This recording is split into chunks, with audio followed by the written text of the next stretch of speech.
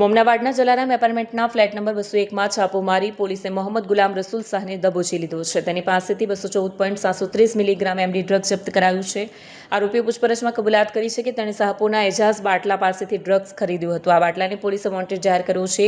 રસપ્રદ વાત એ છે કે આરોપી માત્ર ધોરણ 10 પાસ છે અને અગાઉ એસી ફ્રીજ રિપેરિંગનું કામ કરતો હતો, પરંતુ ધંધામાં ઓછી કમાણી થતાં ડ્રગ્સના ધંધામાં કૂદી પડ્યો. હવે આ મામલે વધુ તપાસ સુરત ક્રાઇમ બ્રાન્ચ કરી રહી છે. ક્યાંથી આવે છે ડ્રગ્સની સપ્લાય, કોણ છે આ રેકેટના માસ્ટરમાઇન્ડ, તે અંગે પોલીસ તપાસ હાથ ધરી છે.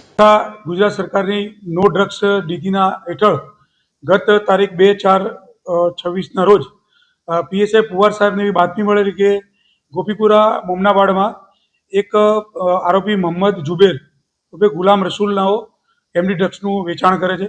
જે બાતમી આધારે પીએસઆઈ પુવાર સાહેબ, પીઆઈ પરમાર સાહેબ અને પીએસઆઈ મીરની ટીમે ત્યાં રેડ કરતા રેડમાં 214.730 ગ્રામ એમડી, રૂપિયા 6,44,190નો મુદ્દામાલ મળી આવેલ અને એ આરોપી ગોપીપુરામાં રહે છે અને આ આરોપીના વિરુદ્ધમાં બીજા કોઈ ગુના નથી.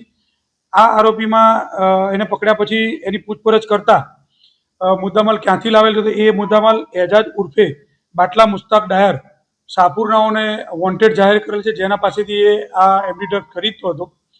અને આ જે જુબેર છે એ જુબેર અલગ અલગ વિસ્તારમાં, જે પોસ્ટ વિસ્તાર છે 18 વેસુમાં છૂટક એમડી ડ્રગ્સ પડીકી બનાવી અને વેચવાનો ધંધો કરતો હતો. આ છેલ્લા એકાદ વર્ષથી એને એમડીનું ધંધો ચાલુ કરેલો છે. એ આપવાનો અલગ અલગ વિસ્તારમાં 18 વેસુ એવા પોસ્ટ વિસ્તારમાં પડીકી બનાવીને જેમ ગ્રાહક મળે એમ અલગ અલગ લોકોને વેચતો હતો.